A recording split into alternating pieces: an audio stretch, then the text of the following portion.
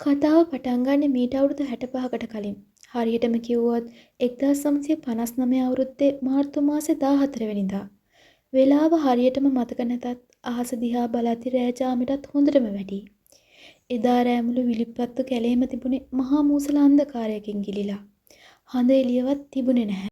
අහස පුරාම වැහි වලාකුළු බර වෙලා තිබුණේ හරියට අද රෑ මේ මහ පොළොවට උහුලන්න බැරි අපරාධයක් වෙනවා මිනිසුනේ එළියට බහින්න එපා කියලා ලෝකයට අනුතුරු අඟවන්නක් වගේ.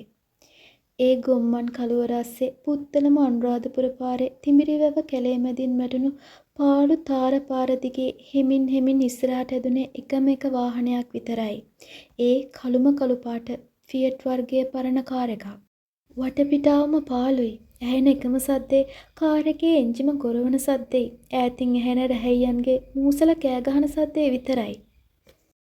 ඒ යන කාර් එකේ පස්සේ සීට් එකේ ජනේලෙට ඔළුව තියාගෙන ගියේ අපේ කතාවේ අහිංසකී. ඇඩ්ලින් Tamanගේ බඩට අතක් තියාගත්තේ ඉබේටමයි. ඇඩ්ලින් කියන්නේ කළුතර පැත්තේ හිටපු හරිම අහිංසක දැක්කම ආසයිතල ලස්සන කෙල්ලක්. එදා රෑ එකේ ඇඳගෙන හිටියේ Taman ළඟ තිබුණු ලස්සනම සාරිය.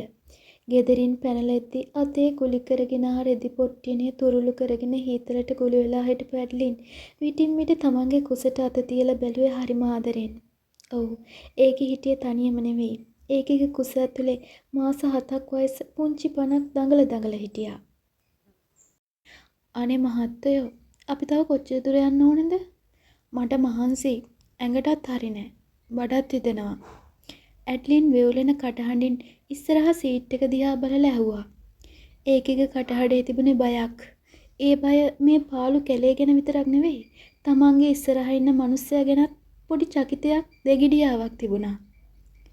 ඇයි මෙයා කතා කරන්නේ නැත්තේ? වෙනද වගේ නෙවෙයි නේද? ඒකෙගේ හිත මෙහෙම කිව්වා. ඉස්සරහා ඩ්‍රයිවිං සීට් එකේ හිටියේ ජයලාල් ආනන්දගොඩ. ලොකු රස්සාවක් කරපු ගුරුවරයෙක් විදිහට වැඩ කරපු සමාජයේ පිළිගත් මිනිසෙක්. සුදු ඇඳලා ටයි පටි දාලා ඉස්කෝලේ යනකොට මිනිස්සු දන ගහලා වැන්දට මොකද මූ ඇතුලේ හිටියේ මහ වලත්ත මිනිස්සෙක්. ඇඩ්ලින් වගේ අහිංසක කෙල්ලෙක් රවට්ටලා ආදරය කළා. අන්තිමට බඩකුත් දීලා කසාද බඳින්න පොරොන්දුත් වෙලා. දැන් මේ රැතිස්සේ එක්කගෙන යන්නේ කොහෙද? අපි කසාද බඳිමු ඇඩ්ලින්. මම ඔයාව රත්තරන් ටික වගේ බලා ගන්නම්. මගේ නෑදෑයෝ ඉන්නවා අනුරාධපුර පැත්තේ. අපි එහෙ ගිහින් හෙට උදේම රෙජිස්ට්‍රාර් ළඟ වැඩ ඉවර කරමු. ඕක තමයි මූ කියපු පට්ටපල්ම බොරුව. අහිංසක ඇඩ්ලින් ඒ වචන ටික විශ්වාස කළේ තමන්ගේ පණටත් වඩා වැඩියෙන්. පව් ඒකි. කොහොම දැනගන්නද මංගල ගමන කියලා මේ යන්නේ තමන්ගේ මිනිහ වලට කියලා. ආනන්දකොට කණ්ණාඩියෙන් ඇඩ්ලින් දිහා බැලුවා. ඒ බැල්ම දැක්කහම නම් යකෙක් වුණත් බය වෙනවා. වෙනද ඇඩ්ලින් දකින ආදරේ පිරුණු ඇස් දෙක වෙනුවට එතන තිබුණේ අදහා ගන්න බැරි මහා අමුතු සීතල බැල්මක්. ජයලාල්ට ඕන වෙලා තිබුණේ මේ කරදරෙන් බේරෙන්න. මොකද ඒ වෙනකොටත් ලොකු වලව්වක කෙල්ලෙක් එක්ක යාළු වෙලා කසාද බඳින දිනක් දාගෙනයි තිබුණේ. ඇඩ්ලින් ජයලාල්ට වදයක් වෙලයි තිබුණේ.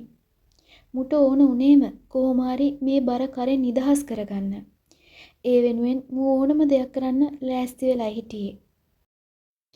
කට වහගෙන හිටපන්. තව ටිකයි යන්න තියෙන්නේ. මොකද මේ යකා නටන්නේ? ජයලාල් ගෝරනාඩු කරා. ඇඩ්ලින් ගැස්සිලා ගියා. පපුව හොස් ගාලා ගියා.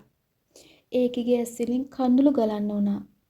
ගමේ අම්මවයි තාත්තවයි නෑදෑයෝ දාලා මිනිසුන්ගේ කටවල් වලට බියේ පැනලාවේ මේ මිනිස්සයා විශ්වාස කරගෙන. දැන් මෙහෙම කතා කරද්දි ඒකගේ පපුව පිච්චිලා ගියා. සමා වෙන්න මහත්තයෝ මම ආයෙ අහන්නේ නෑ. මං හිතුවේ අපිට පාර වැරදිලා කියලා. ඇඩ්ලින් ඉකිබිඳින්නට උනා. කාර් එක දැන් යන්නේ තිඹිරිවැව කැලේ මැද. යෝධ පළු ගස්, වීර ගස් සුළඟට හෙලවෙන්නේ හරියට අද රෑ මහ විනාශයක් වෙනවා. ආපසු හැල්ල ඵලයල්ල කියලා අතවනනවා වගේ. එකපාරටම වාහනේ ගැස්සෙන්න ගත්තා. ඇයි මහත්තයෝ මොකද උනේ? මේ මලේ ඉලව්ව රත් වෙලා රේඩියේකට වතුර ටිකක් දාන්න ඕනේ. නැත්තම් මේ මහ කැලේ අපිට කොටු වෙන්න තමයි වෙන්නේ. ආනන්දගොඩ එහෙම කියලා පාරේ අයිනේ තිබුණු පොඩි එලිමහනකට වාහනේ කැපුවා. හරියටම 27 වෙනි සැතපුම් කනුව ළඟට. එන්ජිම නතර වුණාම මුළු පළාතම වෙලා ගත්තේ මහා මූසල නිශ්ශබ්දතාවයක්. රැහැයන් කෑගහන සද්දය හැර වෙනත් කිසිම සද්දයක් ඇහුනේ නැහැ. සුළඟට ගස් ලෙල්ල දෙන සද්දේ හරියට ගෑනු කෙනෙක් වේදනාවෙන් හූ කියනවා වගේ ඇහුණා. ඇඩ්ලින්ට දැනුනේ මහා මුතු බයක්. ඒ බය නිකම් බයක් නෙවෙයි. මරණයේ සුවඳ දැනුණු සතෙකුට දැනෙන જાතියේ බයක්. මහත්තයෝ අපි ඉක්මනට යමු. මේ හරිය මට වැඩිය අල්ලන්නේ නැහැ. ඇය බැගෑපත් වුණා. ඇඩ්ලින් පොඩ්ඩක් බැහැපන්. වාහනේ ඇතුලේ රස්නේ. ආනන්දගොඩ කිව්වේ කිසිම ගාණක් නැතුව. ඇඩ්ලින් අකමැත්තෙන් වුණත් දොර ඇරගෙන එළියට බැස්සා. එළියට බහිද්දිම සීතල සුළඟ ඇඟේ වැදුනා. ඇටකටු පසාරු කරගෙන යන සීතලක්. ඇඩ්ලින් වාහනේ ඉස්සරහට ගිහින් හිටගත්තා. සාරි පොටෙන් ඇඟ වහගෙන බඩට අත තියාගෙන අහිංසක විදියට තමන්ගේ මහත්තයා දිහා බලාගෙන හිටියා. ඇගේ කොණ්ඩේ සුළඟට ඇවිස්සලා මූණ පුරා වැටුණා.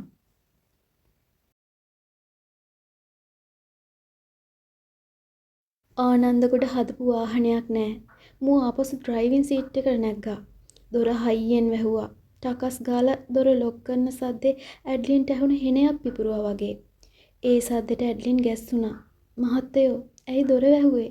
වතුර දාන්නේ නැද්ද? අනේ මාව දාලා යන්නද හදන්නේ? ඇඩ්ලින් මුකුත් හිතා ගන්න බෑ. ඒකි බයෙන් වෙවුලනවා. වටේම ඝන කැලෑව. පේන තෙක්මානේ කවුරුත් නැහැ. ඉන්නේ Taman විශ්වාස කළ දෙවියෝ විතරයි. හැබැයි ඒ දෙවියෝ දැන් යක්ෂයෙක් වෙලා. ආනන්දගේ මූණේ තිබුණේ නපුරු හිනාවක් නෑ. ඒක හිනාවක් නෙවෙයි. මිනී මරන්න ලෑස්ති වුණු යක්ෂයෙකුගේ මූණේ තියෙන කුරුරු බැල්මක්. මූ දෑතින්ම ස්ටියරින් වීල් එක තද කරගත්තා. එකපාරටම හෙඩ්ලයිට් දැම්මා. මහා රෑ කැලේ මැද දල්වපු ලයිට් එළිය කෙලින්ම වැදුනේ ඇඩ්ලින්ගේ මූණට. ඒ එළිය ඇස් නිරංකාර කරා. ඒකි දැක්කේ සුදු පාට මරණ එළිය විතරයි. දෙයනේ මේ මිනිහා මොකද මේ කරන්න හදන්නේ? ඒකිගේ හිත කීරි ගැහුණා. බඩ ඇතුලේ හිටපු දරුවා එකපාරටම දඟලන්න ගත්තා. හරියට අම්මේ දුවන්න කියලා කෑ ගහනවා වගේ. ඒත් දුවන්න පරක්කු වැඩි. කළු පාට යකඩ ගොඩක් වගේ කාර් එක එකපාරටම ඉස්සරහට පැන්නා. අනේ මහත්තයෝ ඇඩ්ලින්ගේ කටින් පිට වුණු ඒ අන්තිම වචනේ කාටවත් ඇහුනේ නැහැ.